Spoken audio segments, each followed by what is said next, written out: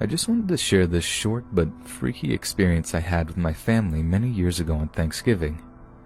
This Thanksgiving, my cousins and I got together with our respective families. I was the oldest of the cousins, 11 at the time. This particular year, our families decided to go to my great aunt's house for dinner. It was a small little farmhouse pretty much in the middle of nowhere. No one liked going there, well, at least us kids, because it was boring and there was nothing to do. My great aunt had recently lost her husband and obviously was very upset, which is mostly the reason our families decided to go there this year. I met my great aunt maybe once or twice in my entire life to this point, so I found this whole trip very weird and really wasn't looking forward to it. Before dinner, all of us kids decided we wanted to play hide and seek. Our parents let us because we could be out of their way, and as previously mentioned, there was nothing else for us to do. My cousin and I went into the basement of the house to hide. There was so much junk and old antiques down there that we could have stayed hidden and out of sight for hours. I climbed to the top of a pile of old newspapers that was backed against a dimly lit wall. I figured if I laid flat at the top, there was no way anyone could find me. Well, after a few minutes, one of my cousins did find me, and when I tried to get down, my foot got caught on something, and I slipped and fell off the side and put a small hole in the wall. At first, we were freaked out because we thought we were going to get in a lot of trouble for doing damage to the house. While we were trying to think of a story to cover it up and get ourselves out of trouble, my brother found a small box on the other side of the wall where I had recently put the hole. We pulled the box out and stared at it for a while, trying to see if we could open it.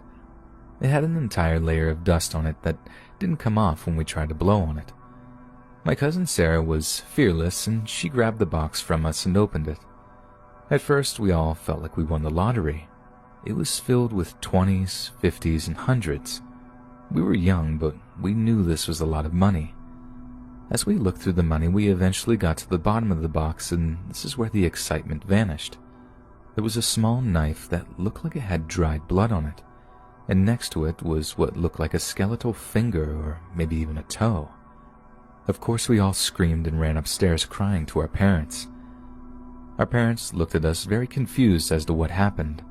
We all tried to blurt out our version of the story until, as calm as can be, my great-aunt giggled and said, "Oh, that's just Bob's box from when he used to mess around with his army buddies. I haven't seen that since his friend Raymond passed away." Well, fast forward years later, this story came up again, and we all tried to figure out what all that meant and what we actually found. After consulting with our family, the story goes that our great-uncle Bob was involved in all sorts of crime in the Chicago area. He made a lot of dirty money and eventually gave it up when he had a family. Our family didn't have an answer as to the contents of the box or whose missing finger that could possibly be. I have worked in retail for many years, and one of my least favorite days to work is Black Friday. Our store is packed to the brim. People are freaking out trying to get their items, and it is very rare to get through the night without any incident. One particular Black Friday sticks out in my memory due to an experience that I had with a customer.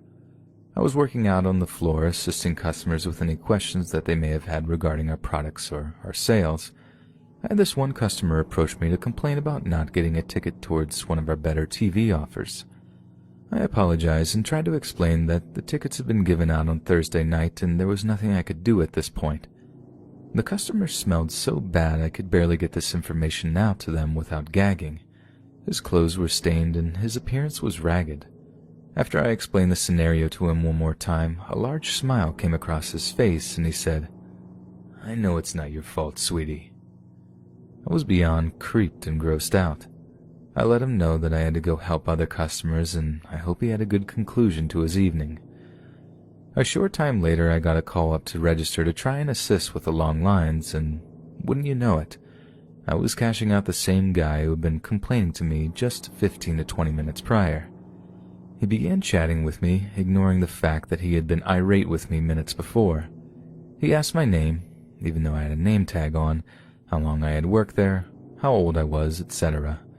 As I previously mentioned, this person smelled horrific and also began to seriously creep me out with their random questioning.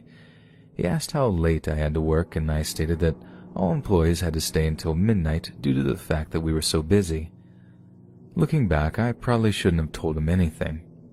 He continued with more creepy questions, and I finally got him out of my line and moved on to the next customers.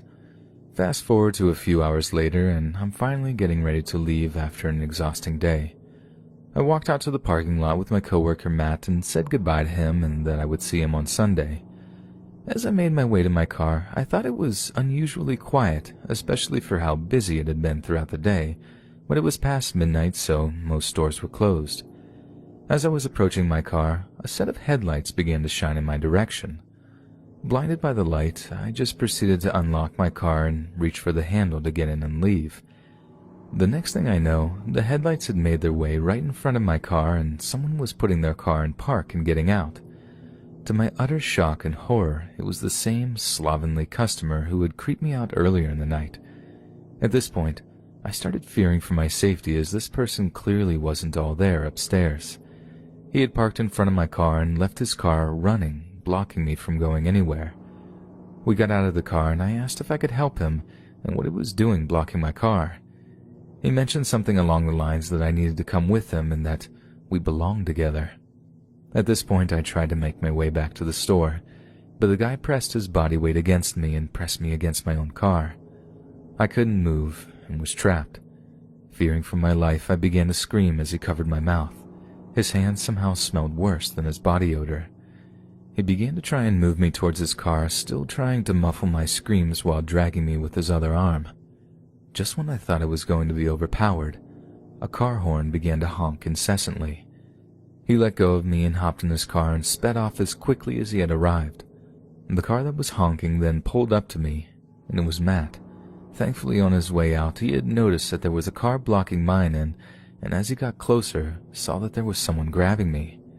He immediately got on the phone with the police and began honking as he came over to my side of the parking lot. Matt waited with me for the police to arrive so that we could each give a statement. The cops requested to get into the store so that we could check the camera footage in order to try to get a better view of the guy who had stalked me for the night. To my knowledge, they never caught him, or at least he was never charged. I haven't heard anything from the incident, but I am thankful that I had never seen that person again. This was on Black Friday 4 years ago. It was in the middle of all the crowded Black Friday shopping going on. I had gone to Best Buy to look at computers. I was intending on buying a new laptop and possibly a desktop computer as well. They were probably the most popular thing that was going on sale there that day, so I got there a couple of hours early and waited in line. There was quite a few other people waiting, so I brought a chair and some hand warmers and just watched videos and played games on my phone as I waited. I remember there was a guy standing behind me who had short blonde hair, and he was just standing there facing me but not really looking at me the entire time. At one point, I asked him how he was doing, but he didn't answer me. He didn't even look at me at all. The more time went by, it seemed awkward and just really strange as well. At last, finally, the doors to Best Buy were open and all the people rushed inside. I went to the computers and got the laptop I had been planning on getting. I ended up getting the desktop computer as well. I was there for maybe 30 minutes, and then I left and brought the things to my car. I put them in the front passenger seat and then went around and got into the car. But as soon as I sat down and started the engine, I looked in my mirror and saw the man who had been standing behind me in line. He was sitting in the back seat of my car. I freaked out and immediately jumped out of the car and ran all the way back inside to Best Buy. I got out my phone and called the police. Once I regained my composure, I went back out into the parking lot, but my car was gone. I realized I had left the keys in it. The police arrived a short time later. We figured the guy was probably planning to rob me, so I guess he got my stuff. I was just lucky to be okay. But the next day, I got a call saying my car had been found abandoned about 10 miles away, and both of my computers were still inside.